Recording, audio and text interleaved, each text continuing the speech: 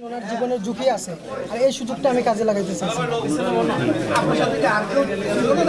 আমি একাই ছিলাম। আমি তো একাই ছিলাম, যে এটা সত্যটা যেটা সত্য এটাই। আমি তো আর অন্য কাউকে আন্তাজিক দোষারোপ করতে পারি না। মানে তুমি কি শুধু টাকার জন্য এই কাজটা জি, করেছো? আমি এই টাকার জন্য এই কাজটা করি। বুঝতে পারছেন এবার?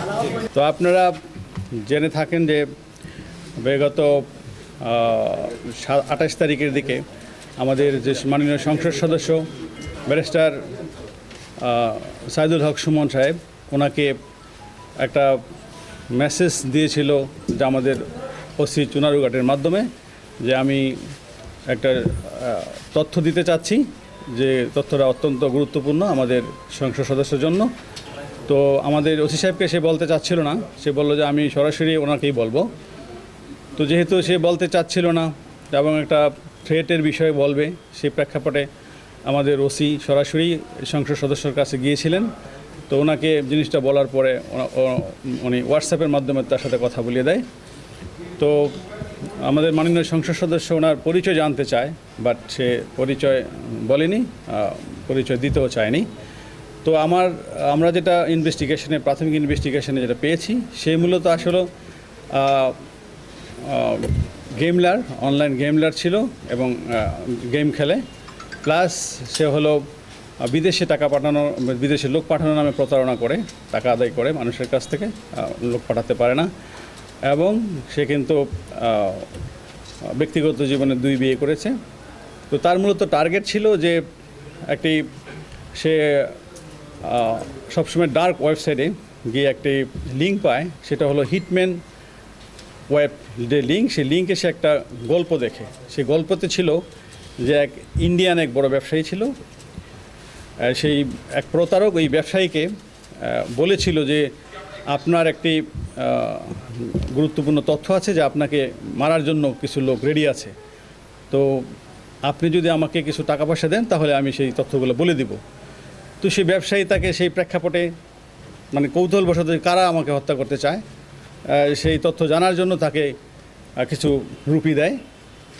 তো সেই প্রায় 2-3 লক্ষ রুপি দেয়। দেওয়ার পরে তখন সে তো প্রতারক, তখন ওই ব্যক্তি কী করে, সে আবার তার মোবাইল থেকে সে চলে আসে, মানে অফলাইনে চলে আসে এবং তার সব কিছু বন্ধ করে দেয়।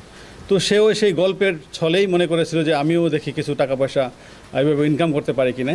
তো সে তো দেখতে পাচ্ছে যে বিভিন্ন মিডিয়াতে বা বিভিন্ন সময় তার বিভিন্ন থ্রেটের কথা সে জানতে পেরেছে। সে মনে করতে ছিল যে আমিও হয়তো এরকম একটা কাজ করলে কিছু টাকা পয়সা ইনকাম করতে পারবো। তো সেই প্রেক্ষাপটেই সে বলতে চেয়েছিল যে আমার কাছে একটা ক্লিং স্কোয়াডের নাম আছে, যেটা আমাদের মাননীয় সংসদ সদস্যকে হত্যা করতে চায়। তো সেই প্রেক্ষাপটেই কিন্তু সে একটা নাটক সাজিয়েছিল এবং সেটা আমাদের কাছে স্বীকারও করেছে। তো সে যেটা চেয়েছিল, যে মনে করেছিল যে আমাদের মাননীয় সংসদ সদস্য ওকে বলবে যে ঠিক আছে তুমি আমাকে নামগুলো বলো, আমি তোমাকে কিছু পে করবে। যখন দেখলো যে না, সে তো কোনো টাকা পেই করবে না, বরঞ্চ সে আরও মামলা জিডি করার জন্য চেষ্টা করতেছে এবং সোশ্যাল মিডিয়াতে চলে আসছে, সে এই ভয়ে সাথে সাথে সে তার মানে মোবাইল যেটা যে সে সবসময় কথা বলতো, সেই মোবাইলটা কিন্তু সে ভেঙে ফেলছে এবং সে অন্য একটি মোবাইল নিয়ে, সেখানে সে কখনোই বাংলাদেশি সিম ইউজ করতো না, সে একটি হোয়াটসঅ্যাপ নাম্বারে কথাও বলতো না। সে হুট করে কি করতো, যে একটু ভয়েস মেসেজ দিয়ে সেই মোবাইলটা এয়ারপ্লেন মুডে রেখে দিত।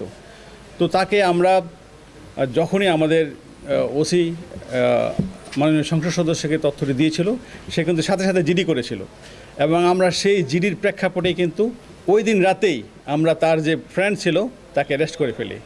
তো ভাগ্য কত ভালো দেখেন, যে আমরা যাকে অ্যারেস্ট করি সে লোকে কিন্তু তার কাছে প্রতারিত হয়েছে।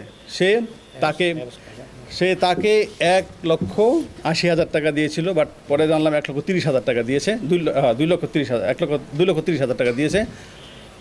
বাট সে যখন তার কাছে টাকাটা নেয় ওই ব্যক্তির কাছ থেকে, তো ওই ব্যক্তি তাকে বিশ্বাস করতে পারতেছিল না। তো বললো আমি আপনাকে কীভাবে টাকা দিব, আপনি যদি না পাঠান বিদেশ। তখন সে বিরক্ত হয়ে তার যে পার্সোনাল পাসপোর্ট, সে পাসপোর্ট দিয়ে বলছে ঠিক আছে আপনি আমাদের পাসপোর্টটাই রাখেন, কারণ তার টাকার প্রয়োজন ছিল প্রচুর। সে পাসপোর্ট দিয়ে তার কাছে টাকাটা নিয়ে নেয়। তো আমরা তাকে যে তার বন্ধু, তাকে মূলত ধরি তাকে ধরার জন্যই। তো ভাগ্য বলে আমরা তার কাছে কিন্তু ওই দিনই পাসপোর্টটা পেয়ে যাই, এবং পাসপোর্টে যে এনআইডি ছিল আমরা এনআইডি কপিটি বিষয় নিয়ে আমরা কিন্তু তার বহির্গমন ওই দিনই কিন্তু বন্ধ করে দিই, এবং আমরা সমস্ত জায়গায় ল্যান্ড এবং সিপোর্টে আমরা চিঠি দিয়ে দিই। যার প্রেক্ষাপটে পরে আমরা তাকে ধরার জন্য বিভিন্ন জায়গায় অভিযান চালাই। আমরা প্রথমে জানতে পারি সে আমাদের সেই তথ্য প্রযুক্তির মাধ্যমে যে সে চিটাগাঙে ছিল, আমরা চিটাগাং টিম পাঠাই। পরে দেখে আবার সে ঢাকায় টিম পাঠাই। আমরা একসাথে 3টা টিম পাঠিয়েছিলাম। তো সে এতই চালাক যে সে একবার হোয়াটসঅ্যাপে ভয়েস দেওয়ার পরে আর তাকে খুঁজে পাওয়া যায় না, এক এক সময় তাকে এক এক জায়গায় দেখি। পরে তার মোবাইলে আমরা কিছু বিকাশ করি, বিকাশ করার পরও সে তো অনলাইন গেমলার ছিল, সেই গেমলার তার একটা অ্যাকাউন্ট ছিল। সে কী করতো, ওই যে টাকাটা আমরা পাঠাতাম সে ওই অ্যাকাউন্টসে যোগ করে ফেলতো, এবং অনলাইনে যে অটোমেটিক্যালি তার কাছ থেকে বিভিন্ন জায়গায় বিকাশের মাধ্যমে তার অ্যাকাউন্টসে টাকাটা আউট হতো। তো তাকে ট্রেসিং করা অনেক টাফ ছিল। তো যাই হোক, আমরা আমাদের সিটিটিসির সহায়তা নেই, এবং সিটিটিসির সহায়তায় আমরা তাকে সর্বশেষ আমরা সিলেট মেট্রোপলিটন এলাকা থেকে গ্রেপ্তার করতে সক্ষম হই। তো এই ছিল আমাদের আভিযানিক ফলাফল। আপনারা সবাই আমাদের সাথে ছিলেন, আপনারা আপডেট নিয়েছেন, এবং আমার কাছ থেকে এই ঘটনার পরে অনেকে এসেছেন যে কোনো কিছু আছে কিনা। আমি কিন্তু আপনাদেরকে বলেছিলাম যে আমরা অনেকটা সাফল্যের কাছাকাছি চলে এসেছি, এবং আপনারা অচিরে একটা ভালো সংবাদ পাবেন, এবং আমার বিশ্বাস যে আপনারা আমার সেই কথাটা বাস্তবায়িত হয়েছে এবং পেয়েছেন। তো সিলেট মেট্রোপলিটন এলাকা থেকে গতকাল গ্রেফতার করা হয়েছে। সময়টা রাতে, জি বিকালের দিকে আর কি, তাকে একটা হোটেল থেকে ধরা হয়েছে আর কি।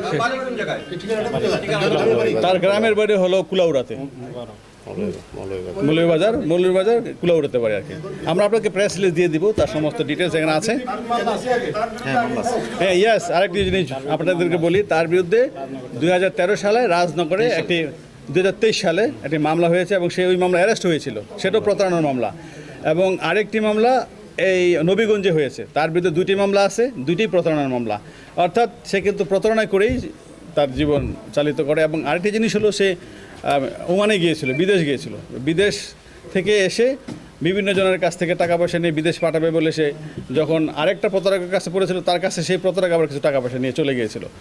যার প্রেক্ষাপটে সে একসময় ইন্ডিয়াতেও পালিয়ে গিয়েছিল। ইন্ডিয়াতে সে 1 বছর থাকার পরে আবার দেশে এসে আবার সে মনে করেন এই প্রতারণার কাজে ব্যস্ত হয়ে গেছে। শুনি না, তারপরও আমরা মানে সেটা প্রতারণার মিশনে সে একাই তাকে সে কিন্তু আমাদেরকে হেল্প করেছে তাকে ধরার ক্ষেত্রে। হ্যাঁ, সে ভুক্তভোগী, সে নিজেও ভুক্তভোগী। আমরা তার বিরুদ্ধে মামলা নিচ্ছি, এবং আমরা তাকে রিমান্ডে আনবো। রিমান্ডে আনার পরে আরও যদি কিছু থাকে, আমরা জিনিসটা কিন্তু খুব সিনসিয়ারলি নিয়েছি। সেটাই আমরা কিন্তু অনেক মানে তার যে কথাবার্তা আমরা তো বুঝতেছি যে কোন অ্যাঙ্গেলে কীভাবে বলতেছে। একটা কিলিং স্কোয়াড কিন্তু অন্যরকম জিনিস, সেটা কিন্তু আমরা বুঝি।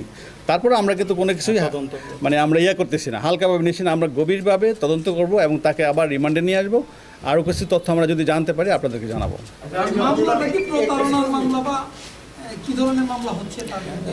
আমরা তদন্ত সাপেক্ষে তার বিরুদ্ধে যেই সব এভিডেন্স পাই সে আলোকে একটা মামলা হবে। আমরা আপাতত জানতে পারছি কোনো হাত নেই, সে নিজেই না। তার তো আমাদের এখন তার বিরুদ্ধে 2টা মামলা অলরেডি আছে।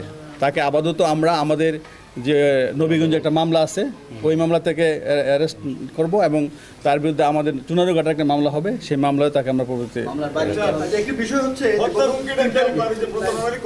এটা একটা প্রতারণার কৌশল। আমি মানে সে জাস্ট একটা কিছু টাকা ইনকাম করার জন্য সেই পলিসিটা নিয়েছিল আর কি, বাট সে ভাবতে পারে না যে এই পলিসি নিলে তার যে এরকম একটা অবস্থা হবে।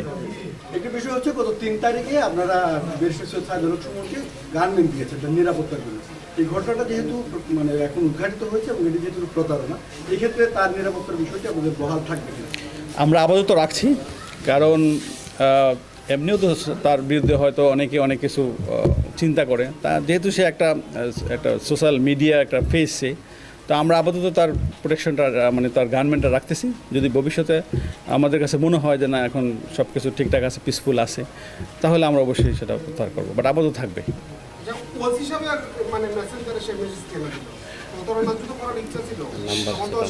সে আমি বলি সে এমপি মহোদয়ের নাম্বার প্লাস তার পার্সোনাল যে সহকারী তার নাম্বার তার কাছে ছিল না।